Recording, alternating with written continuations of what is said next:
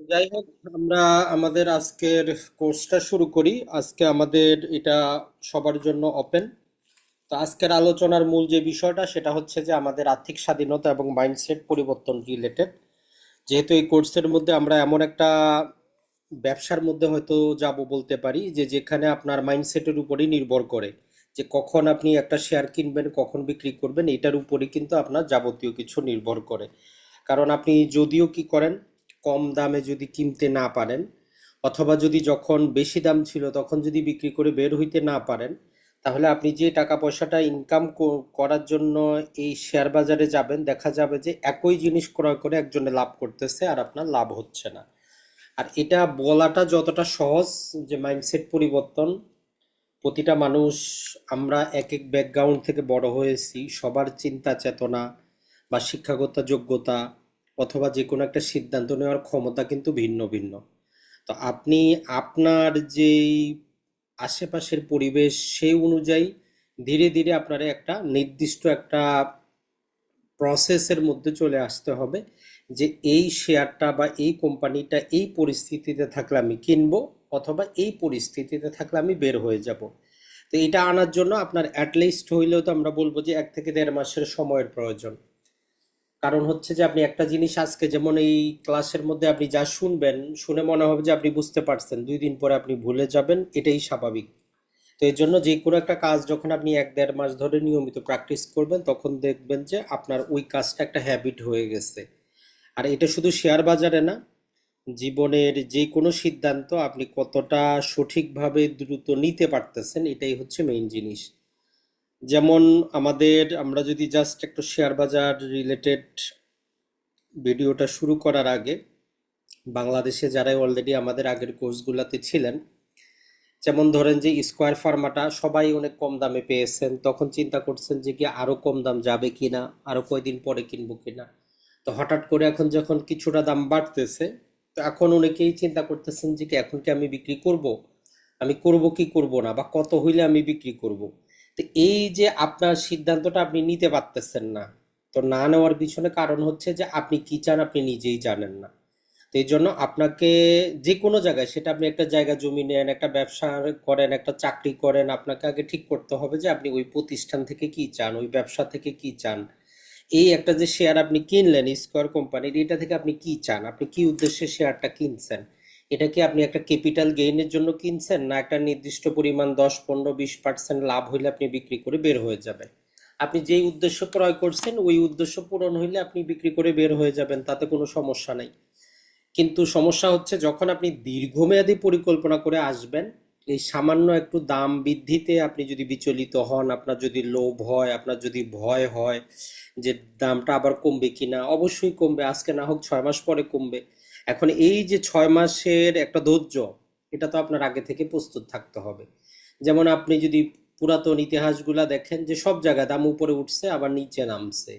Share বাজারে এটাই নিয়ম, যে কোনো মার্কেটের এটাই নিয়ম, একটা জিনিসের দাম বাড়বে আবার কমবে। এখন দিন শেষে কথা হচ্ছে যে আপনি কখন বিক্রি করবেন, কখন নিজের লাভটা নিজে আপনি বুক করবেন, এটাই হচ্ছে মূল জিনিস। তাহলে আমরা আজকের ক্লাসটা যেহেতু আমাদের মূলত মাইন্ডসেট রিলেটেড, ওই জন্যই জাস্ট আমরা এই উদাহরণটা দিলাম। যেমন ধরেন যে এখন এই ক্ষেত্রে যদি আমি আমার নিজের কথা বলি, যেমন ধরেন যে আমার স্কোয়ারের কিনা আছে অ্যাভারেজে গড়ে 201 টাকা সামথিং। তো আজকের হিসাব করলেও আমার প্রায় 8 টাকা করে লাভ, অন অ্যাভারেজে 4.5% আসতেছে। এখন আপনি যদি আমাকে প্রশ্ন করেন যে ভাই আপনি কি স্কোয়ারের শেয়ারটা ধরে রাখবেন না বিক্রি করে দিবেন, তো এটার ক্ষেত্রে আমি যদি আমারটা উত্তর দিই, আমার মিনিমাম যে হচ্ছে যে আপনি চিন্তা করেন একটা বছর আপনি সঞ্চয়পত্র ক্রয় করলে 12% ম্যাক্সিমাম পাবেন, 11% পাবেন, 10% পাবেন, এফডি করলে 8% পাবেন। এখন যদি এই স্কয়ার কোম্পানি আপনার 1 মাসে 2 মাসে বা কিনার 5 দিন পরে যদি 25% বা 20% রিটার্ন দেয়, তাহলে আপনি অন্য কেউ কি বললো না বললো না বুঝে আপনি চাইলে আপনারটা বিক্রি করে 20% প্রফিট আপনি বুক করতে পারেন। এখন সেটা আপনার উপর নির্ভর করবে। তাইলে 1%, 2%, 10% দাম বাড়লে আপনার টেনশন নেওয়ার কোনো কারণ নাই, আপনি আপনার মতো কি করেন, ঘুমান।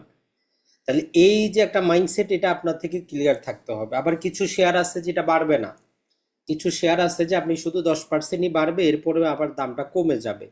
তো এই রকম চিন্তা ভাবনাগুলা বা এই জিনিসগুলো আপনি বুঝবেন কিভাবে, এই সিদ্ধান্তটা আপনি নেবেন কিভাবে, এটার জন্যই আজকের আমাদের এই কোর্সটা। আশা করি যে কিছুটা হলেও আপনারা উপকৃত হবেন।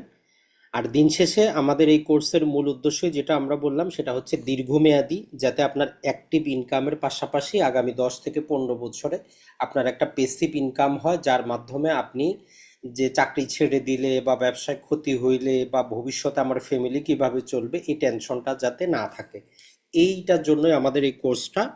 আর যেহেতু এটা একটা জ্ঞান নির্ভর জায়গা, যেহেতু এখানে হাজার কোটি টাকার লেনদেন হচ্ছে প্রতিদিন, তো অবশ্যই আপনার তো ওই মার্কেটটা সম্পর্কে একটু স্বচ্ছ ধারণা থাকা দরকার। তো চলেন প্রথমে আমরা আজকের ভিডিও থেকে আলোচনা করি, সেটা হচ্ছে আর্থিক স্বাধীনতা এবং মাইন্ডসেট। এখন 1 নম্বর প্রশ্ন হচ্ছে যে আর্থিক স্বাধীনতা বলতে আমরা বুঝিটা কি। তো দিন শেষে একটা জিনিস মনে রাখবেন, আর্থিক স্বাধীনতা মানে এটা না যে আপনার অডেল টাকা পয়সা থাকবে, মার্সিডিজ গাড়ি থাকবে, বিএমডব্লিউ গাড়ি থাকবে, 10 তলা বিল্ডিং থাকবে, এটার মানে আর্থিক স্বাধীনতা না। দেখবেন যে অনেক কোটিপতি বাংলাদেশে দেখতেছেন, কোটিপতি হাজার কোটি টাকার ঋণ। তার মানে সে কোটিপতি হইতে পারে কিন্তু তার 10 গুণ বেশি ঋণ আছে, সে আর্থিকভাবে স্বাধীন কিন্তু না। আর্থিক স্বাধীনতা বলতে মূলত হচ্ছে আপনি যেই পরিবেশে আছেন, আপনার বর্তমানে ফ্যামিলিটা যেইভাবে চলে, যত টাকায় চলে, ধরলাম যে আপনার 20,000 টাকা মাসিক খরচ।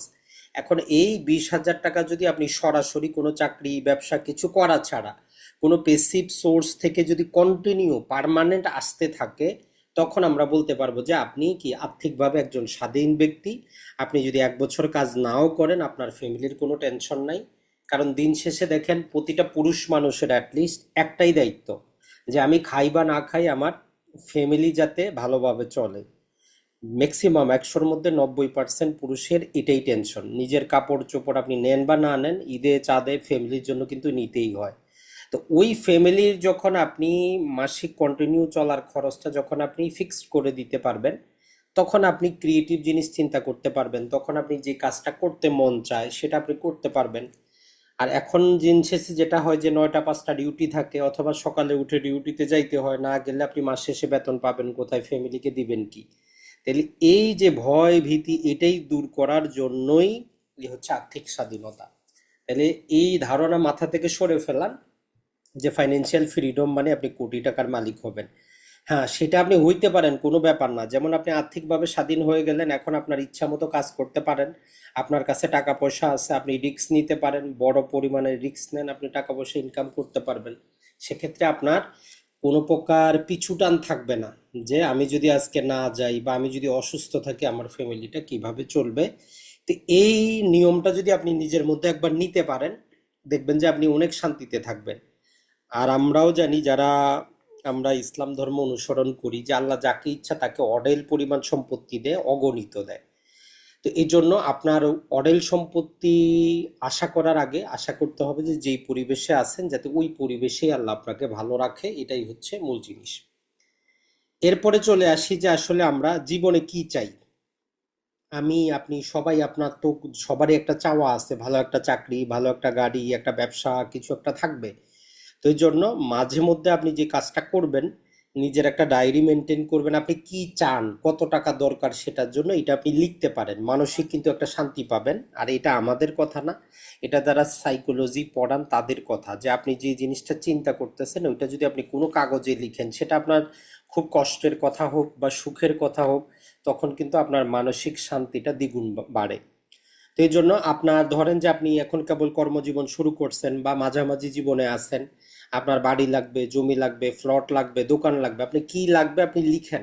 লিখার পর আনুমানিক একটা কস্ট আপনি সেখানে আরোপ করেন, যে আমার বাড়িটা, জমি, প্লট আমার কিনতে ধরলাম যে আপনার টোটাল 100 কোটি টাকা যাচ্ছে।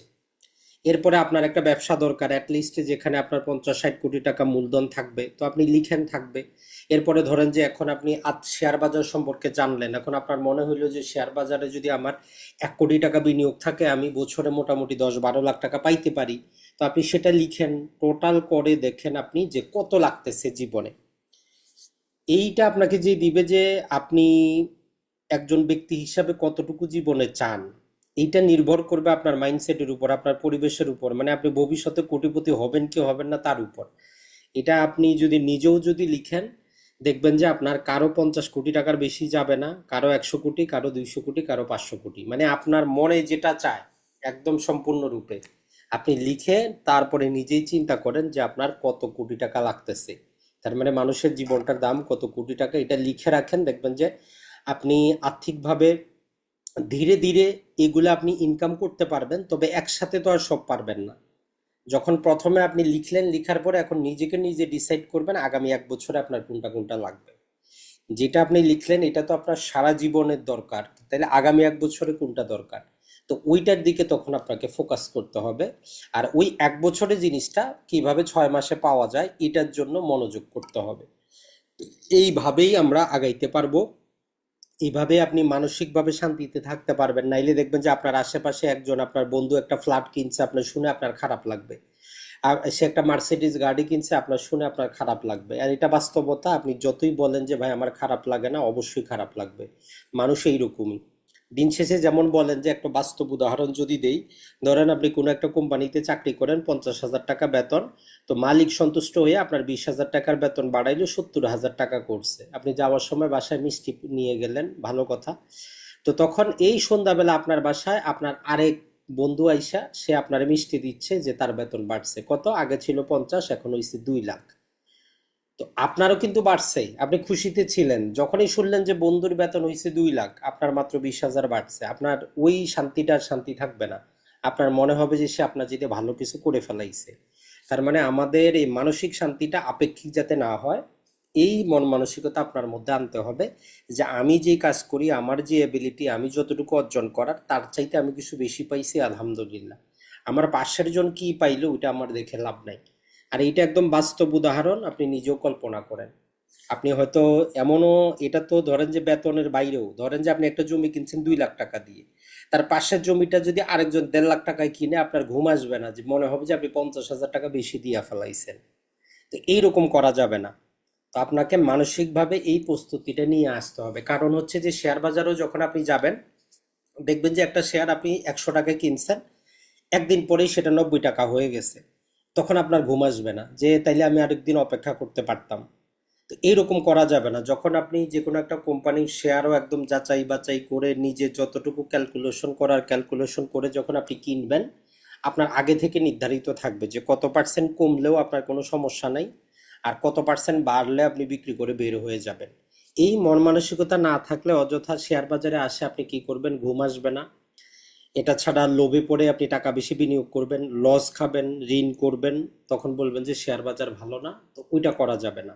তো এই জন্য নিজের প্রতি একটু কন্ট্রোল আনতে হবে। আবার অনেক সময় যেমন ধরেন যে এই যে বাস্তব আমরা স্কোয়ারের যে কথাটা বলি, এখন যেমন ধরেন যে অনেকে আমাদেরকে মেসেজ করেন যে ভাই এখন কি কিনবো না আরো অপেক্ষা করব, কত চলতেছে যে 209 টাকা। এখন এই যখন 198 টাকায় ছিল তখন আপনি লোভে ছিলেন যে আর একটু কমুক, আরো কমে কিনা আপনি দেখি। এখন হঠাৎ করে 209 টাকা হয়ে গেছে। এখন নিবেন কি নিবেন না এটা নির্ভর করবে আপনি কোন পদ্ধতিতে কোন কারণে শেয়ারটা কিনতেছেন। যদি আপনার দীর্ঘমেয়াদী প্ল্যান থাকে, একসাথে আপনি বিনিয়োগ করার প্ল্যান থাকে, তাহলে আপনারা অপেক্ষা করতে হবে। অপেক্ষাটা 1 দিন 2 দিন না, এমনও হইতে পারে যে 6 মাস আপনারা অপেক্ষা করতে হবে। আর শেয়ার বাজারে একটা সুবিধা যেটা, ধরেন যে ব্যাংকে আপনি এফডি যে দিন করেন সঞ্চয়পত্র কিনার 1 বছর পরে আপনি 12% 10% পান। কিন্তু শেয়ার বাজারে আপনার 1 বছর লাগে না। আজকে যদি আপনি কিনতে পারেন, কালকেও আপনি ওই 12% পাইতে পারেন। তো এই জন্য শেয়ার বাজার হচ্ছে ধৈর্যের খেলা। এখন এই স্কোয়ারের দামটা বাড়ছে বলে আপনার টেনশন নেওয়ার কোনো কারণ নাই, বাড়ুক, আপনার যতটুকু কিনার ছিল থাক। যখন এর শেয়ারটা আরো বাড়ে গেল, নর্মালি ধরেন যে এদের একটা নিয়ম আছে যে এখানে আমরা 233 টাকা দেখতেছি। তো এর স্বাভাবিক একটা নিয়ম হচ্ছে যে 233-এর বেশি এ যাবে না, তবে যাইতে পারে সেটা ভিন্ন জিনিস। আর এইগুলা বাড়ার পিছনেও কিছু কারণ আছে। যদি আপনি যেই শেয়ারটা কিনবেন, মূলত 5টা বা 6টা শেয়ার আমরা আপনাদেরকে কেনার জন্য বলবো, যেগুলা সম্পর্কে আপনি ডিটেইলে জানবেন, কোম্পানি কে চালায়, কিভাবে আসলো, যাবতীয় কিছু আপনি যখন বুঝবেন, তখন যদি কোনো কারণবশত শেয়ারের দামটা বাড়ে আপনি বুঝতে পারবেন যে এই কারণে বাড়তেছে। যেমন আমরা বলি যে নির্বাচন হইলে ব্যাংক, বিমা, আর্থিক প্রতিষ্ঠানগুলোতে টাকা পয়সা আসে, রাজনীতিক সবাই কি করবে, বিনিয়োগ করার চেষ্টা করবে। তো যখন সবাই বিনিয়োগ করার চেষ্টা করবে, স্বাভাবিকভাবেই একটা, ধরেন যে মাছের বাজারে একটা ভালো বিদেশি মাছের জন্য 10 জন যদি ক্রেতা থাকে, ওই 100 টাকার মাছটাও 500 টাকা হয়ে যাবে, বিক্রেতা বলবে যে আমার এত টাকা লাগবে। তো ওই কারণেও বাড়তে পারে। তো এই টেকনিক্যাল জিনিসগুলো বুঝতে হবে, আর লোভটাকে একটু সামলাইতে হবে, ভয়টাকে দূর করতে হবে, আর এটার জন্য মানসিকভাবে আপনারা আরেকটু কি হইতে হবে, নিজের কন্ট্রোল ক্ষমতাটা বাড়াইতে হবে। এটাই হচ্ছে মূল জিনিস। এগুলা আমরা এই জন্যই বলতেছি যে বাস্তবে যদি আমি নিজেও বলি, গত 2 বছর যাবত আমি নিজেও দেখেছি যতই জানার পরও লোভ হয়, আবার জানার পরেও ভয় হয়। সবকিছু জানে শুনে কিনার পরেও দেখা যায় যে সেটার দামটা কমতেছে, কোনো কারণ নাই। এখন কতটুকু কমা পর্যন্ত আমি নিতে পারবো, ওইটাই হচ্ছে আপনার সাহসিকতা। আবার এমন না যে কোম্পানিটা বন্ধই হয়ে যাচ্ছে আর আপনি জোর করে এটা ধরে রাখছেন, এমনও যাতে না হয়। তো এই সামান্য কিছু যদি আপনি নিজে থেকে নিজে বুঝতে পারেন, আর এটা বোঝার জন্য আপনার সারা বছর পড়াশোনা করারও কিন্তু দরকার নাই। মাঝে মধ্যে আপনি যখন 4টা 5টা কোম্পানির মধ্যে থাকবেন, এদের অ্যানুয়াল রিপোর্টগুলো একটু ভালো করে পড়লে আপনি বুঝতে পারবেন যে কোম্পানির গন্তব্য কত দূর। দাম বাড়ুক আর কমুক, আপনার অত টেনশন কিন্তু হবে না। তাহলে আমরা যেটা বলতেছিলাম যে আপনি নিজের জীবনে কি চান এটা নিজে লিখবেন, লিখার পরে কত টাকা লাগে আর কোন কোন জিনিসটা এই বছরের মধ্যে চান, কোনটা 1 মাসের মধ্যে চান, নিজে আইডেন্টিফাই করবেন। এইভাবে আপনি আগাইতে থাকবেন। আর আপনার পাশের জন কত টাকা লাভ করলো কি করলো ওইসব দেখে কোনো লাভ নাই। কারণটা হচ্ছে যে আপনার নিজেরটা আপনার নিজের দক্ষতা, আপনার টাকা পয়সা আপনার প্রতি। এখন আমরা দেখি সেটা হচ্ছে যে এই যে আমরা বলতেছি যে আর্থিক স্বাধীনতা, যেটাকে ইংরেজির একটা অনেক মোটামুটি গত 10-15 বছর যাবত ইন্টারন্যাশনাল মার্কেটে যেটা চলতেছে এটারে বলে যে ফায়ার, মানে ফাইন্যান্সিয়াল ইন্ডিপেন্ডেন্ট আর্লি রিটায়ারমেন্ট। দ্রুত আর্থিক স্বাধীনতা অর্জন করবেন, চাকরি থেকে অবসর নিয়ে নেবেন। এই অবসর মানে এই না যে আপনি কি করবেন, ঘুমায় ঘুমায় সারা জীবন কাটাবেন, আসলে এইটা না। মূলত যেটা বললাম এইটার মূল কাহিনীটা হচ্ছে যাতে আপনি বাধ্য হয়ে কাজ করতে না হয়, 9টা থেকে 5টা জব করতে না হয়। আপনার মন চাইলে আপনি কাজ করেন, প্রজেক্ট করেন, নিজের মতো করে কোনো প্রতিষ্ঠান শুরু করেন, নিজেও যদি একটা ব্যবসা শুরু করার নিজের মতো করে করেন। তখন যখন আপনার ফ্যামিলির খরচটা পেসিভ ইনকাম থেকে আসবে তখন আপনার সাহসটা বৃদ্ধি পাবে, আপনি যে কোনো ব্যবসার মধ্যে একটা ঝুঁকি নিতে পারবেন। তো এই জন্যই এই ফাইন্যান্সিয়াল ফ্রিডমটা আমাদের অবশ্যই অবশ্যই কিন্তু সবার দরকার। আর এটা নেওয়া কিন্তু আমাদের যদি 10 বছরের একটা প্ল্যান করি কোনো ব্যাপার না। 10 বছরের যদি আপনার একটা প্ল্যান থাকে, এটা খুব সহজেই এই ফ্রিডমটা অর্জন করা সম্ভব। তাহলে ফাইন্যান্সিয়াল ফ্রিডম মানে আমরা আবারও বলতেছি, এটার মানে অডেল টাকা পয়সা না। এটার মানে হচ্ছে যে একটা নিয়ন্ত্রিত টাকা পয়সা, যেটা আপনার ফ্যামিলির খরচ চলার জন্য, আপনার নিজের চলার জন্য দরকার। ওই টাকাটা যদি আপনার কোনো পেসিভ উৎস থেকে আসে, যেখানে আপনি 9 to 5-এ অথবা কোনো ব্যবসায় আপনি যাইতে হচ্ছে না, এটাই হচ্ছে স্বাধীনতা। আপনি নিজের ইচ্ছা মতো নিজে কাজ করতে পারবেন। এখন এই রকম ফাইন্যান্সিয়াল ফ্রিডম অর্জন করার ক্ষেত্রে আপনার কিছু জিনিস মনে রাখতে হবে। যেমন ধরেন যে আজকে হয়তো আপনার ফ্যামিলিটা 50,000 টাকা চলতেছে, আগামী 10 বছর পরে চলবে না। কারণ দ্রব্যমূল্যের ঊর্ধ্বগতি বলে একটা কথা আছে আমরা জানি, তার মানে প্রতি বছরে বাংলাদেশে 8% করে জিনিসের দাম বাড়ে। তাহলে আপনি যেই টাকাটা হিসাব করবেন 10 বছরের পরে, ওইটা ওই 8% মাথায় রেখে হিসাব করবেন। যে আজকে যদি 50,000 টাকা লাগে আমার ফ্যামিলির চলতে, তার মানে আজ থেকে 10 বছর পরে 1 লক্ষ টাকা মিনিমাম লাগবে। তাহলে আপনার ফাইন্যান্সিয়াল ফ্রিডম 50,000 টাকার না, ওই 1 লক্ষ টাকার উপর আপনি ক্যালকুলেশন করবেন। যেটারে আধুনিক ভাষায় বলি যে আমরা কর্পাস। কর্পাস যদিও বলা হয় যে মানুষের একটা শরীরকে কর্পাস বলে, তো এই যে ফাইন্যান্সিয়াল ফ্রিডমের শব্দগত চয়নে বলে যে আপনি কত কোটি টাকার কর্পাস তৈরি করতেছেন। তো কর্পাসটা আপনি হিসাব করবেন আগামী 10 বছর পরে মাসে কত খরচ হবে সেটার উপর ভিত্তি করে। এইটার জন্য আপনাকে এখন যেটা করতে হবে, ধীরে ধীরে আপনি কি করবেন, যে জিনিসটা অ্যাসেট হিসেবে ব্যবহৃত হয় ওই জিনিসটা তৈরি করবেন। এখন এইটা যদি আপনি আবার ওই যে অর্থনীতির ভাষায় বুঝেন, এই অ্যাসেট বুঝলে লাভ হবে না। নর্মালি যারা এই ফাইন্যান্সিয়াল ফ্রিডম অর্জন করতে চান, এদের শব্দ হচ্ছে অ্যাসেট ওই জিনিসটা যেটা আপনাকে টাকা পয়সা দেয়। কোনো জিনিস যদি আপনার কাছ থেকে টাকা পয়সা নেয় তাহলে ওইটা অ্যাসেট না, ওইটার আপনার লাইবিলিটি। কেমন? যেমন ধরেন যে আপনি নিজে থাকার জন্য যে বাড়িটা করছেন, এই বাড়িটা আপনার কাছ থেকে টাকা পয়সা নেয়। কিভাবে নেয়? বাড়িটা মেনটেন্যান্স করতে হয়, বাড়ির মধ্যে কারেন্ট বিল দিতে হয়, খরচাপাতি আছে। তো আপনার নিজের থাকার বাড়ি আপনার অ্যাসেট না। আপনি যদি কোনো বাড়ি ভাড়া হিসাবে দেওয়ার জন্য নেন, ওইটা আপনার অ্যাসেট হইতে পারে। কোনো দোকান আপনি নেন, সেখান থেকে টাকা পয়সা আসতেছে, ওইটা আপনার অ্যাসেট হইতে পারে। তার মানে অ্যাসেট বলতে আমরা এই জিনিসটা সহজে বুঝবো, যে জিনিসটা আপনাকে টাকা দিবে, টাকা নিবে না, ওইটা হচ্ছে আপনার অ্যাসেট। আর যে জিনিসটা আপনার কাছ থেকে টাকা পয়সা নিয়ে নিবে ওইটা হচ্ছে লাইবিলিটি। সহজ শব্দে এটা যদি বুঝেন তাইলে আপনার জন্য সহজ। এই যে আমরা কয়েকটা কথাবার্তা বললাম, এগুলো সাধারণ কথা মনে হইতে পারে, কিন্তু নিজের বাস্তব জীবনে আসলে এগুলা প্রয়োগ করা খুব কঠিন জিনিস। এখন আর্থিক স্বাধীনতা অর্জন করতে গেলে আপনি যে এই যে আগামী 10টা বছর কন্টিনিউ কোনো একটা কাজ করবেন, কোথাও বিনিয়োগ করবেন, শেয়ার বাজারে বিনিয়োগ করবেন বা কোনো একটা জায়গায় বিনিয়োগ করবেন, এই ধৈর্য তো আপনার থাকতে হবে। রেগুলার তো আপনার এই বিনিয়োগটা করতে হবে। তো এর জন্য বলে যে আর্থিক স্বাধীনতার 80% হচ্ছে আপনার মাইন্ডসেট, আপনি কোন মাইন্ডসেটে বড় হচ্ছেন, আর 20% হচ্ছে আপনার টেকনিক। তো ওই জন্য দেখবেন যে আমরা যতই টেকনিক আপনি পান, টেকনিক্যালি অনেক মানুষ আছে, অনেক কিছু জানে, শেয়ার বাজারের অনেক কিছু জানে, কিন্তু দিন শেষে তার প্যাকেটে কিন্তু টাকা ঢোকে না।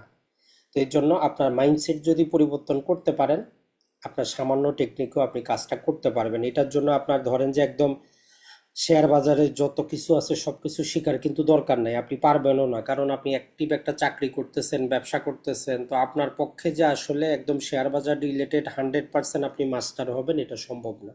আর এটা দরকারও নাই, যেহেতু এটা আপনার একটা পেসিভ ইনকামের জায়গা হচ্ছে। এখন এইটার জন্য বা জীবনে যে কোনো কাজের জন্য আপনাকে যেই কাজটা করতে হবে সেটা হচ্ছে যে আপনার নিজের প্রতি আগে বিনিয়োগটা করতে হবে। কারণ দেখেন, আপনি যদি বেশি টাকার পারপাস বানাইতে চান, বেশি টাকা বিনিয়োগ করতে হবে। বেশি টাকা বিনিয়োগ করতে গেলে বেশি টাকা তো আগে ইনকাম করতে হবে। আপনি ইনকাম না করলে পেসিভ ইনকাম আসবে কোথা থেকে? যাদের অ্যাক্টিভ ইনকাম আছে তারা পেসিভ ইনকাম আশা করতে পারেন। এখন আপনি যদি নিজে চাকরি বাকরি না করেন, টাকা পয়সা ইনকাম না করে, তাইলে আপনার এই সমস্ত পেসিভ ইনকামের গল্প শুনে কোনো লাভ নাই। তাইলে 1 নম্বর কাজ হচ্ছে আপনার অ্যাক্টিভ ইনকাম বাড়াইতে হবে। তো কিভাবে বাড়াবেন? তো এটার জন্য আপনার নিজের প্রতি খরচ করতে হবে। কিভাবে? আপনি যে চাকরি করেন ওই চাকরি থেকে প্রমোশন পাইতে গেলে আপনার কিছু অ্যাবিলিটি অর্জন করতে হবে, কিছু দক্ষতা অর্জন করতে হবে। প্রয়োজনে সেখানে আপনাকে উচ্চশিক্ষার জন্য কোনো কোর্স করতে হবে, সেখানে টাকা পয়সা খরচ হবে। তার মানে আপনার নিজের প্রতি আগে বিনিয়োগ করতে হবে যদি আপনি ভালো মানের একটা কর্পাস তৈরি করতে চান, অ্যাক্টিভ ইনকাম বাড়াইতে হবে। তো এটা এমনও হইতে পারে যে কর্মদক্ষতা আপনার বাড়াইতে হইতে পারে, যে চাকরিতে আপনি আছেন যদি কোনো জায়গায় আপনার সুযোগ পড়ে, যদি সুযোগ পাওয়া যায়, আপনি যে কোনো একটা ছোটোখাটো কোর্স করে নেন, যেই পেশায় আপনি আছেন সেখানে একটা সার্টিফিকেট নেন, আপনি কোনো প্রশিক্ষণে অংশগ্রহণ করেন, আপনি আশেপাশে মানুষের সাথে একটা নেটওয়ার্ক তৈরি করেন। আর এখন যেহেতু ডিজিটাল যুগ, যারা ব্যবসায় আছেন, ছোটোখাটো ব্যবসায় আছেন, তারা তাদের জিনিসটাকে কি সোশ্যাল মিডিয়ায় নিয়ে আসতে পারেন। দিন শেষে একটাই কারণ, আপনার অ্যাক্টিভ ইনকামটা বাড়াবেন যাতে আপনি বেশি পরিমাণ বিনিয়োগ করতে পারেন পেসিভ ইনকামের জন্য। এখন এই জিনিসটাই আমরা করতে চাই না, সমস্যা হচ্ছে এখানে। মানুষের একটা যেটা স্বভাব, চিন্তা করে যে আমরা কি কম বুঝি, কি কম বুঝি নাকি, দুনিয়ার সবাই বেশি বুঝে। কিন্তু যখন একটা নতুন জায়গায় গিয়ে সে নতুন একটা জিনিস শিখে, তখন চিন্তা করে যে হ্যাঁ, এটা তো এইভাবে কখনো চিন্তা করি নাই। তো এর জন্য সবার আগে নিজের প্রতি আপনাকে বিনিয়োগটা করতে হবে, নিজের কর্মদক্ষতা বাড়ানোর জন্য, নেটওয়ার্ক বাড়ানোর জন্য। যে কোনো প্রশিক্ষণে যদি আপনার সম্ভব হয় আপনি অংশগ্রহণ করবেন, অ্যাক্টিভ ইনকাম বাড়ানোর জন্য। তো এটার জন্য একটা সূত্র যেটা আমরা বলার চেষ্টা করি, এটা হয়তো সবার ক্ষেত্রে নাও কাটতে পারে, কারণ অনেকেরই ফ্যামিলির খরচটা আমরা বাড়াই ফেলছি। আপনি হয়তো 1 লাখ টাকা ইনকাম করেন, দিন শেষে দেখা যায় যে 70, 80, 90 হাজার টাকা আপনার খরচই হয়ে যায়। মাস শেষে আপনার 10,000 টাকা বাঁচে, আর 10,000 টাকা আপনি করবেনটা কি? 10,000 টাকা দিয়ে আপনি ফাইন্যান্সিয়াল ফ্রিডম যদি 2 লাখের মাসে পাইতে চান, আপনার 30 বছর বিনিয়োগ করতে হবে। তো এই জন্য যতটা সম্ভব আপনি যে কাজটা করতে পারেন, আপনার ইনকামটাকে আপনি 3 ভাগে ভাগ করতে পারেন। সেটা আপনি 30,000 ইনকাম করেন, 50,000 করেন, আর 10 লক্ষ টাকা করেন। এর মধ্যে 1/3 যেটা আপনি করবেন সেটা হচ্ছে নিজের প্রতি বা নিজের ফ্যামিলির প্রতি আপনি বিনিয়োগ করবেন। যেমন ধরেন যে আপনি নিজের প্রতি বিনিয়োগ করলে যেমন আপনার অ্যাক্টিভ ইনকাম বাড়বে, আপনার ছেলে মেয়ে যদি তাদেরও যদি কোনো প্রকার দরকার পড়ে, কোথাও কোনো প্রকার প্রশিক্ষণ নেওয়ার, কোনো একটা কর্মদক্ষতা অংশগ্রহণ করা, তাদের উপরে আপনি বিনিয়োগটা করেন 1/3। তার মানে টোটাল ইনকামের 1/3 আপনি বিনিয়োগ করেন, এই কারণে যাতে অ্যাক্টিভ ইনকামটা বাড়ে।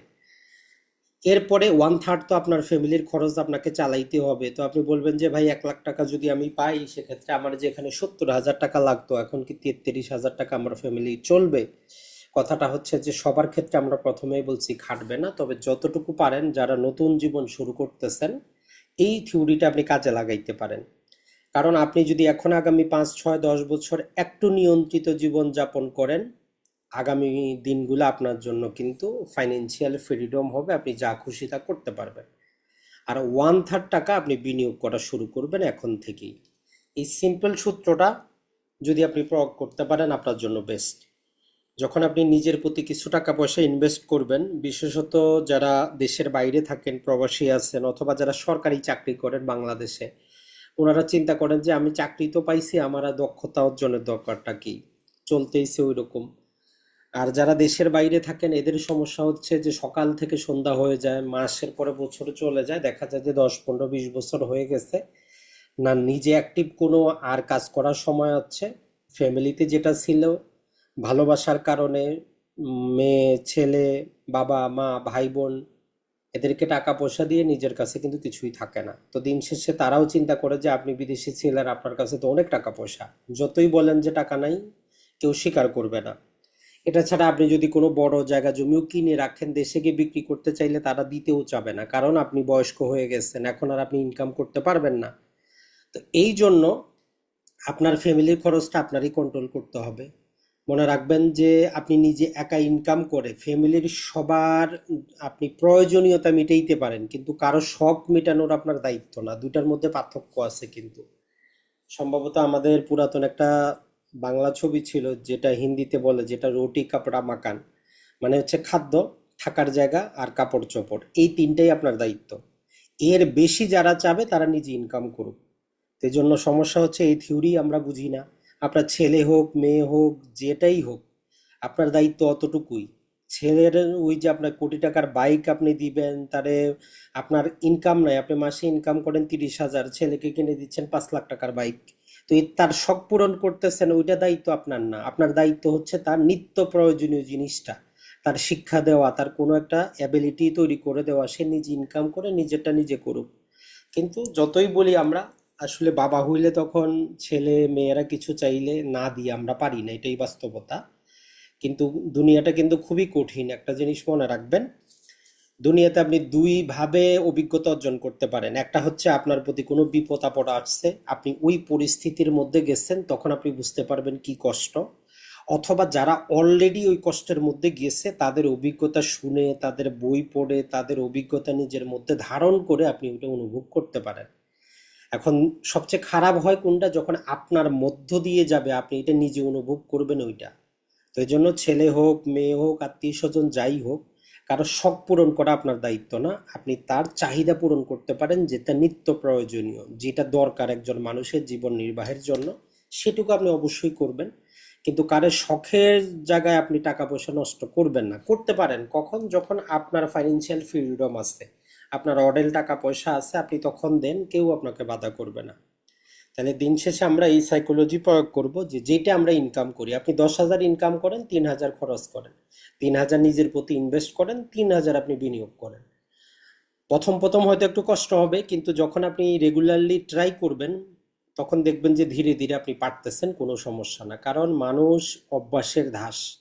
আপনি যখন এইটা অনুসরণ করবেন, দেখবেন যে ধীরে ধীরে আপনার জন্য স্বাভাবিক হয়ে গেছে।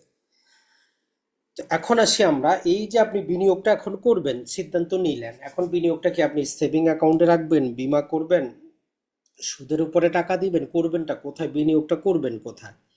এখন এইটা নর্মালি যেহেতু আপনি এই কোর্সে আসছেন বা এই ভিডিওটা দেখতেছেন, তার মানে আপনি কোটিপতি না, তার মানে আপনার বিলিয়ন বিলিয়ন টাকা নাই, এটা আমরা ধরেই নিছি।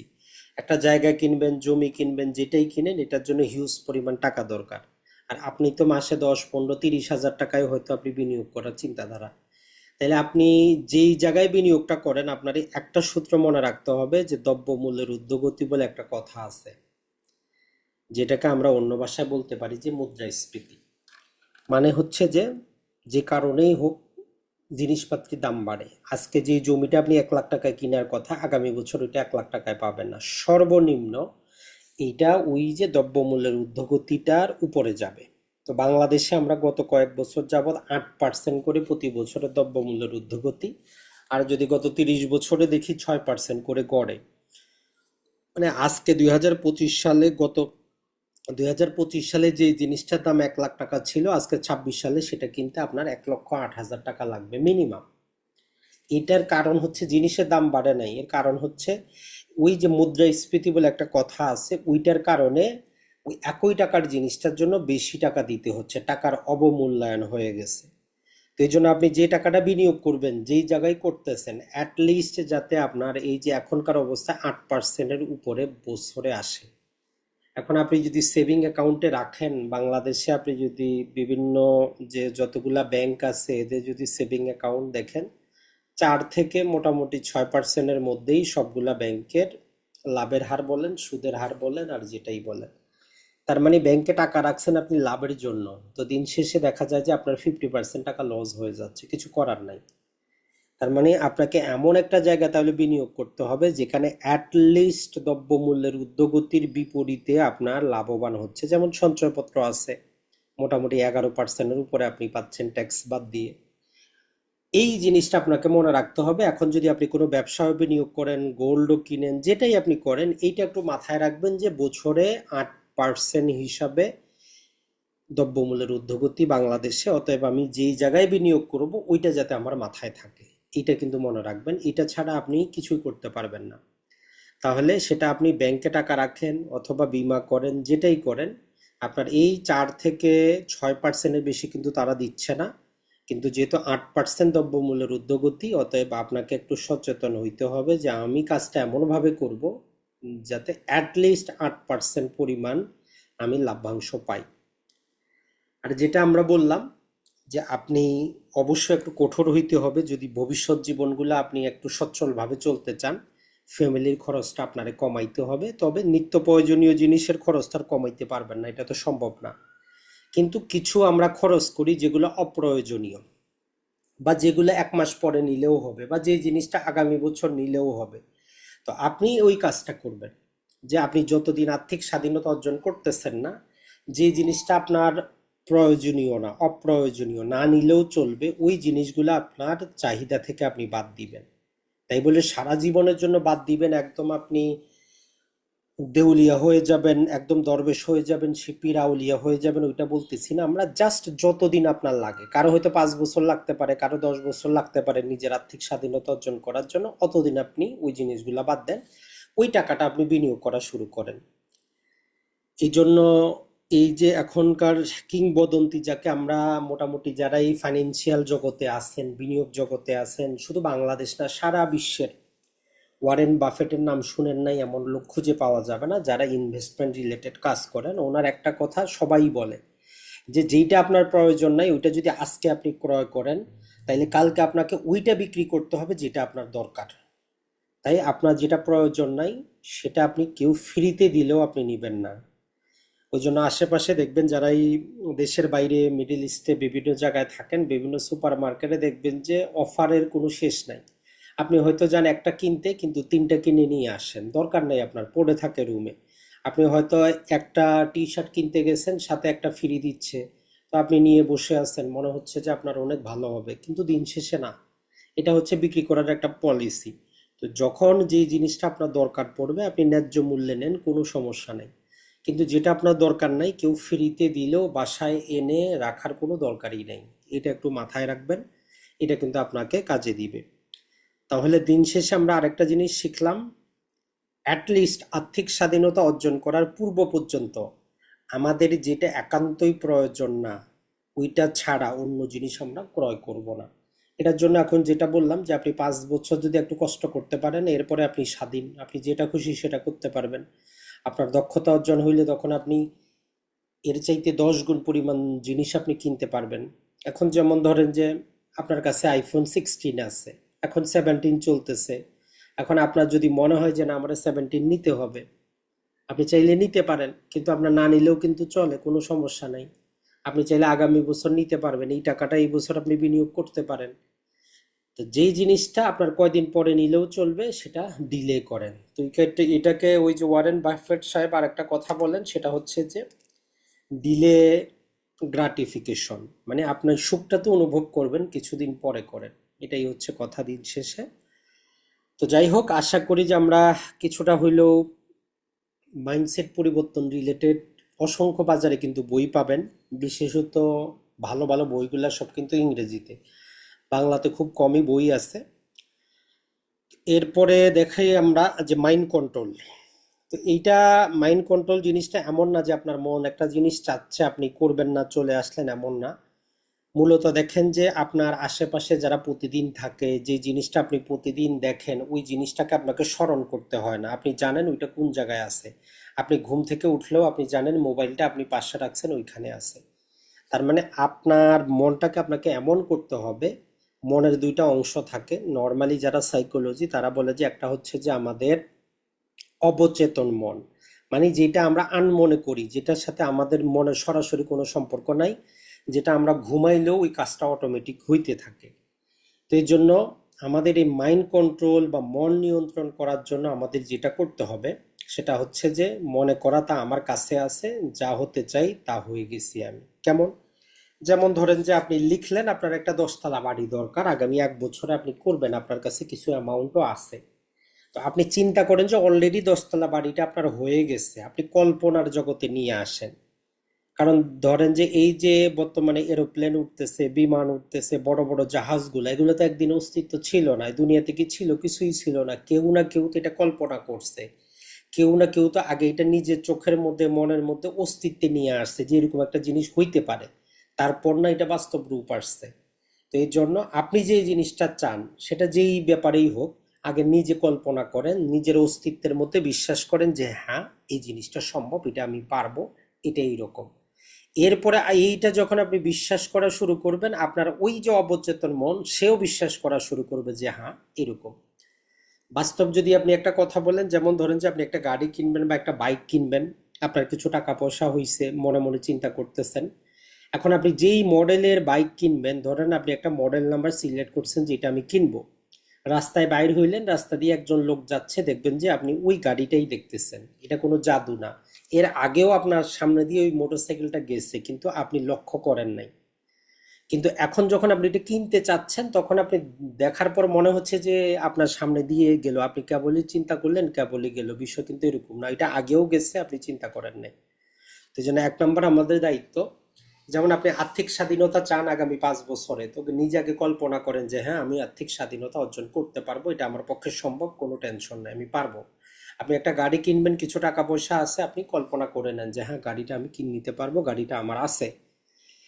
কারণ হচ্ছে যে আপনি যখন চিন্তা করবেন আমার আছে, তার মানে আপনার মধ্যে একটা কি আসলো, অ্যাক্টিভনেস আসলো, এটাই আপনাকে কাজে দিবে।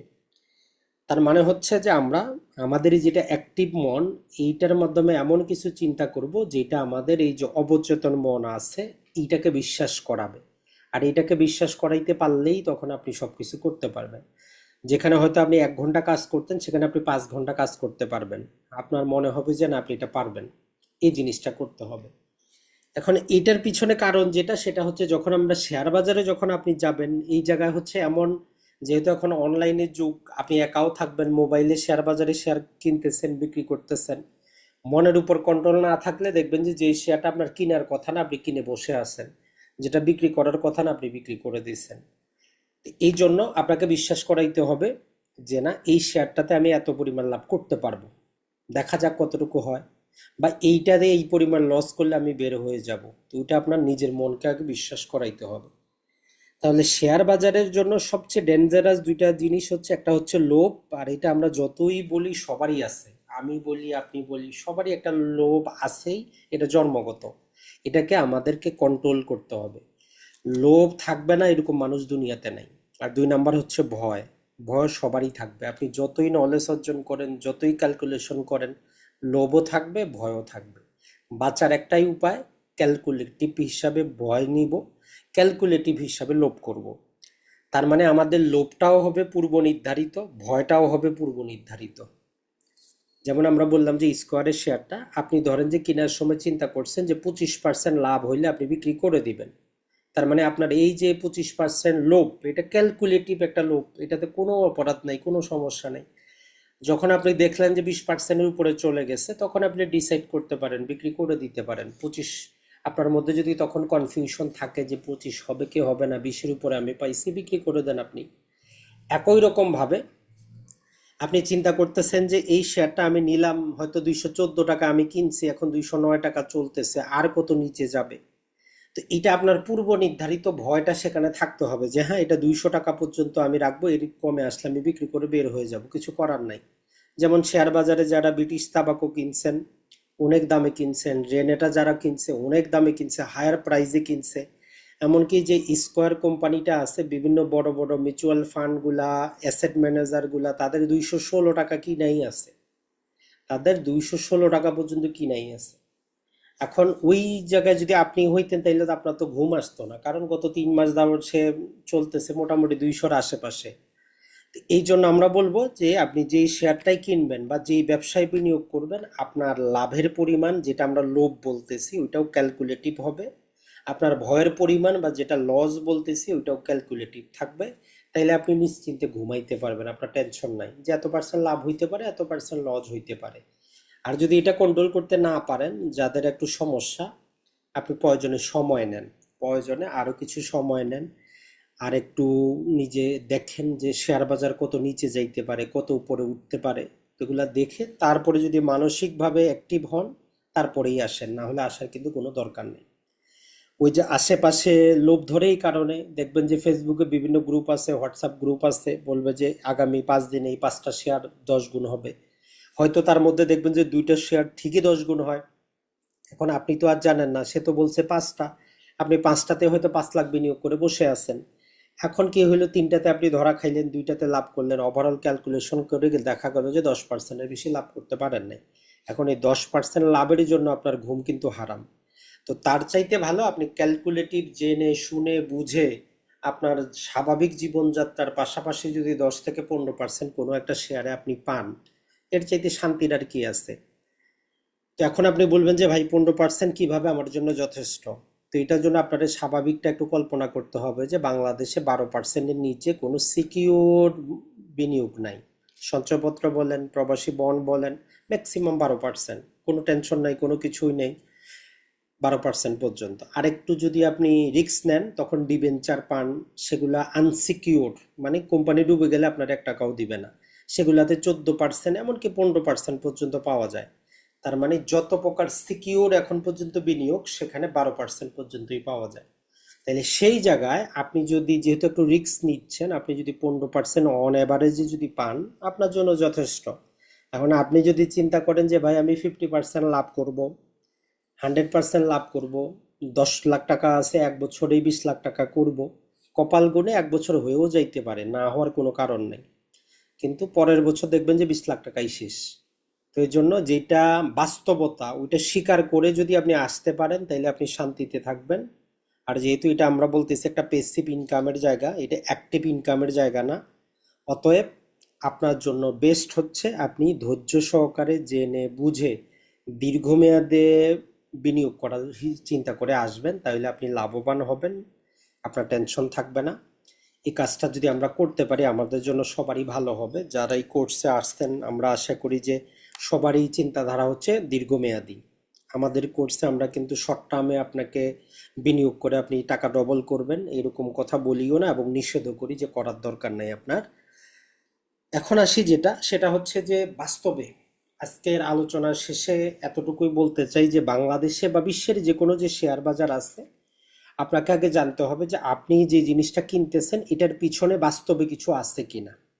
যেমন ধরেন যে আপনি গোল্ড কিনছেন, গোল্ডটার দাম বাড়লে আপনার লাভ, এর বাইরে কোনো কাজ নাই, বছর শেষে আর কিছু কিন্তু পাবেন না। কিন্তু আপনি যদি একটা শেয়ার কিনেন, ওই শেয়ারটার পিছনে একটা কোম্পানি কাজ করতেছে, ওই কোম্পানিটা বছর শেষে ভালো কোম্পানি যদি হয়, বিশ্বস্ত কোম্পানি যদি হয়, সে একটা লাভ করবে, আপনি তার লাভের একটা অংশ পাবেন, ছোট হোক বড় হোক পাবেন। এর পাশাপাশি যদি এইখানে যদি আপনার কি হয়, ক্যাপিটাল গেইন হয়, আপনি বিক্রি করলে একটা লাভ পাইতে পারেন।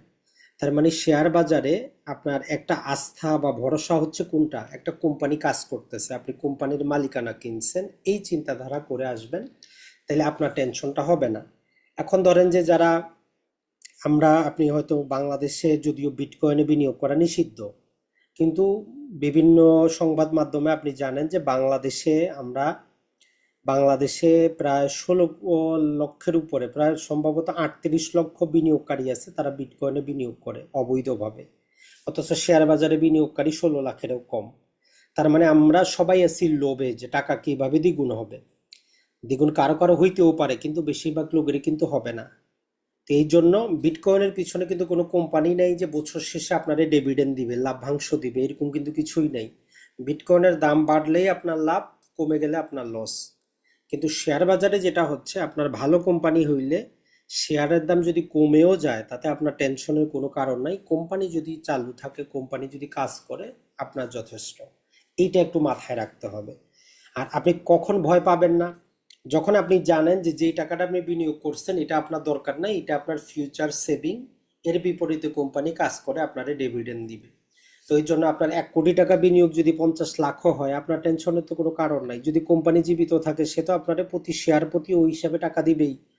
কিন্তু আপনি যদি ওই যে নিজের নিত্য প্রয়োজনীয় জায়গা জমি বিক্রি করে ব্যবসা টাকা ঢোকান, তখন তো আপনার ঘুম হারাম হবে। কিরে 1 কোটি টাকা বিনিয়োগ করলাম, এখন 50 লাখ হইলো, দরকার হইলে আমি কেমনে নিয়ে আসবো? তো এই জন্য শেয়ার বাজারে দীর্ঘমেয়াদী বিনিয়োগের জন্য আসেন, কোম্পানির অংশীদারি হন, এটা আপনার জন্য। এখন কোম্পানি সিলেক্ট করা তো সবচেয়ে কঠিন কাজ। কোম্পানি সিলেক্ট করা মানে নিজেই ব্যবসা করা। আর আমরা ব্যবসা করব না বলেই শেয়ার বাজারে আসলাম। এখন যদি ব্যবসাই করতে হয় তাহলে শেয়ার বাজারে আসে লাভটা কি? তো অ্যাটলিস্ট ন্যূনতম এতটুকু তো আপনার জ্ঞান থাকা দরকার যে আপনি যে কোম্পানিটা কিনতেছেন সে কি করে, সে কিসের ব্যবসা করে, বছর শেষে সে কত টাকা লাভ করে। অন্তত এই দুইটা প্রশ্ন তো আপনার মনে থাকা উচিত, যে আমি যে কোম্পানির শেয়ার ক্রয় করতেছি এরা আসলে করে কি, আর বছর শেষে অন্য কিছু বুঝি আর না বুঝি কয় টাকা লাভ করে। এই যে বছর শেষে কয় টাকা লাভ করে, এটাকে আমরা বলতেছি যে আর ও ই, রিটার্ন অন ইকুইটি। এইটা কত পার্সেন্ট হইলে ভালো? তো আমরা একটু আগেই বললাম ফিক্সড ডিপোজিট, সঞ্চয়পত্র, ট্রেজারি যত কিছু আছে সব জায়গায় 12%-এর উপরে পাচ্ছেন না। বাংলাদেশেও যে সমস্ত ভালো কোম্পানি ব্যবসা করে, মাল্টি ন্যাশনাল কোম্পানি ব্যবসা করে, যখন আমরা বলি যে ব্যবসা ভালো, যাবতীয় বেতন ভাতা, যাবতীয় ঋণ সবকিছু পরিশোধ করার পরে যদি কোনো কোম্পানি 15% করে লাভ করতে পারে, আর ওই যদি 15% হয়, আপনি ওইটারে বলতে পারেন যে এই কোম্পানিটা ভালো। মানে আপনি নিজেও যদি একটা ব্যবসা করেন, 2 কোটি টাকা লাগাইছেন ব্যবসায়, বছর শেষে যাবতীয় লেনা দেনা সব কিছু দেওয়ার পরে যদি সে 2 কোটি টাকার বিপরীতে 30 লাখ টাকা যদি আপনারা লাভ করে দিতে পারে, তার মানে আপনার ব্যবসা গ্রেড 1 কোয়ালিটির। এখন সমস্যা হচ্ছে বাংলাদেশে এরকম কয়টা কোম্পানি আছে? তো আপনি যদি ওভারঅল হিসাব করেন, বাস্তবেই সত্য, খুব রেয়ার কোম্পানি পাবেন, 2টা বা 3টা কোম্পানি পাবেন যারা 15% করে লাভ করে। তাইলে আপনি কি বিনিয়োগ করবেন না? তো এখন 12-র উপরে যেইগুলো আছে ওইগুলাতে আমাদেরকে যাইতে হবে, কিছু তো করার নাই। 12% পর্যন্ত তো আমি সঞ্চয়পত্রেই পাবো, ট্রেজারি বন্ডে পাবো, প্রবাসী বন্ডে পাবো। তাইলে অ্যাটলিস্ট যে কোম্পানিগুলো 12%-এর উপরে বাৎসরিক আমারে লাভ করতেছে, সেই কোম্পানিগুলোর আমি শেয়ার কিনবো। আর এটা বের করা অতটা টাফ ব্যাপার না। বিভিন্ন ওয়েবসাইট আছে, এক ক্লিকে আপনাকে বের করে দিবে যে কোন কোম্পানিটা 12%-এর উপরে আছে, বাস সেখান থেকে আপনি চুজ করবেন। এই জিনিসটা আপনাকে একটু জানতে হবে, আর সেটাই আমরা আমাদের কোর্সে আপনাদেরকে এতটুকু জানানোর চেষ্টা করব যে কিভাবে সেগুলো বের করতে হয়। নিজের সিদ্ধান্ত আপনাকে নিজে নিতে হবে। আর শেয়ার বাজারে মনে রাখবেন, শেয়ার বাজার না, যে কোনো জায়গায় সময়টা আপনার কাছে, কতদিন আপনি সময় দিবেন। 5 বছর আর্থিক স্বাধীনতা অর্জন করবেন না 10 বছরে করবেন, কত টাকা বিনিয়োগ করবেন এটাও আপনার হাতে। দুইটা জিনিস আপনার হাতে, কি নাই, লাভের পরিমাণটা কত পার্সেন্ট লাভ করবো, এটা বাজারের উপর। অর্থনীতি ভালো হইলে 20%-ও করতে পারে, 30%-ও করতে পারে, খারাপ হইলে 5%-ও আসতে পারে। তাইলে আমাদের কাছে যেটা আছে সেটা আমরা দিব। হয় আপনি সময় বেশি দেন, বিনিয়োগ যদি কম থাকে সমস্যা নাই, অথবা সময় যদি কম দিতে চান বিনিয়োগটা বাড়ান। এটাই পন্থা। লাভের পরিমাণ আপনার হাতে নাই, কারোই হাতে নাই, এটা বাজারের উপর। তো এই জন্য যাদের কাছে যাদের বয়স এখন 20 বছর বা 25 বছর বা 30 বছর, তারা 20 বছর সময় দিতে পারবেন, 50 বছর পর্যন্ত আপনি অ্যাক্টিভ কাজ করতে পারবেন। আর যাদের সময় কম তারা বিনিয়োগের পরিমাণটা বাড়াবেন। আর লাভের হারের উপর আপনার চিন্তা করে লাভ নেই, এটা বাজারের উপর নির্ভর করবে। আপনার দায়িত্ব থাকবে শুধু ম্যাক্সিমাম বাজার যেই সমস্ত কোম্পানি ব্যবসা করতেছে আপনি ওগুলাতে বিনিয়োগ করবেন। যদি বাজার 6%-এ করে চলে, তাহলে যেই কোম্পানিগুলো 6%-এ আছে, টপে আছে, আপনি ওগুলাতে বিনিয়োগ করবেন। এটাই, এর চাইতে বেশি কিছুই না। তো আশা করি যে আপনি যদি ভালো শেয়ারে যদি বিনিয়োগ করেন, শুধু আর্থিক স্বাধীনতা না, যদি দীর্ঘমেয়াদে বিনিয়োগ করেন আপনি অঢেল সম্পদ অর্জন করতে পারবেন। তো বলবেন যে ভাই কিভাবে, আমরা কিছু উদাহরণ চাই, বাস্তবতা চাই। যারা ধরেন যে এই যে রেনেটা কোম্পানির শেয়ার ক্রয় করেছিলেন আজ থেকে 20 বছর আগে, তাদের ক্যালকুলেশন আপনি করে দেখেন। এটা ছাড়া যারা ধরেন যে, আমরা একটা বাস্তব উদাহরণও যদি এখানে দেওয়ার চেষ্টা করি, ধরেন যে এই যে 2000 সালে স্কয়ার কোম্পানি এত পরিমাণ ডিভিডেন্ড কিন্তু দিত না, কিন্তু কোম্পানি ভালো ছিল। ধরেন যে আপনি 2000 সালে যদি 1 লাখ টাকার স্কয়ার কোম্পানির শেয়ার কিনতেন, তখন 100 টাকা ছিল তার ফেস ভ্যালু, মানে 100 টাকা দিয়ে একটা শেয়ার কিনতে হইতো। তো বর্তমানে 10 টাকার শেয়ার আমরা যদি কনভার্ট করি মোটামুটি 1250টা আপনি শেয়ার পাইতেন, তখন তার মার্কেট ভ্যালু ছিল 80 টাকা করে, 800 টাকা করে, মানে 100 টাকার শেয়ার 800 টাকায় বিক্রি হচ্ছিল। তো এই 2000 সালে আপনি যে 1 লাখ টাকা বিনিয়োগ করলেন, ধরলাম যে এরপরে আপনি ঘুমায় গেছেন, আপনি আর কিছু দেখেন নাই, আর কোনো বিনিয়োগও করেন নাই, 1 লাখ টাকা বিনিয়োগ করে আপনি ভুলে গেছেন। আগে যেহেতু আমাদের এরকম ডিজিটাল ছিল না, ম্যানুয়াল কার্ড ছিল, ধরলাম আপনি ভুলে গেছেন। আজকে 2026 সালে আজকে 209 টাকা দেখলেন এক একটা শেয়ারের দাম। টোটাল যদি আপনি হিসাব করেন, আপনার ওই 1 লাখ টাকার শেয়ারের দামই হচ্ছে এখন 1 কোটি টাকার উপরে। আর এই যে গত 25 বছরে সে যে ডিভিডেন্ড দিয়েছে আপনাকে 33 লাখ টাকার উপরে, তাহলে টোটাল 1 লাখ টাকায় আপনার এই যে জাস্ট মাত্র 25 বছরে 1 কোটি টাকা হইল, 33 লাখ টাকা আপনি পাইলেন। আর যদি আপনি এই 33 লক্ষ টাকা ধীরে ধীরে যখন পাইছিলেন ডিভিডেন্ড, সেগুলো যদি আবার বিনিয়োগ করতেন, এখন তো 2 কোটির উপরে হইতো। কিন্তু এটা একটা ধৈর্যের খেলা। যতই আমরা বলি আজকে 2026 সালে আপনি একটা শেয়ার কিনে ধরলাম যে 2045 বা 50 সালে ওই জিনিসটা আপনি পাবেন, তার মানে হচ্ছে যে যারা 10 টাকা দিয়ে তখন শেয়ার কিনছে তারা এখন 120% লাভ পাচ্ছে। আপনি আজকে শেয়ার কিনলে 120% তো পাবেন না। আজকে যদি আপনি 209 টাকা দিয়ে শেয়ার কিনেন, 2027 সালে হয়তো আপনি 5% বা 6% করে পাবেন। কিন্তু যখন 2040-45 সাল পর্যন্ত কোম্পানিটা যদি জীবিত থাকে, এভাবে যদি ভালো ব্যবসা করে, সবকিছু যদি ঠিক থাকে, তাহলে দেখবেন যে আপনার এই 200 টাকার বিপরীতে আপনি ডিভিডেন্ডই পাচ্ছেন 400 টাকা। তো এইটার জন্য সময় দরকার। তো এই জন্য একটা জিনিস মনে রাখবেন, শেয়ার বাজারে আপনাকে সময় দিতে হবে, আর একটা হচ্ছে কোম্পানিটা জীবিত থাকতে হবে।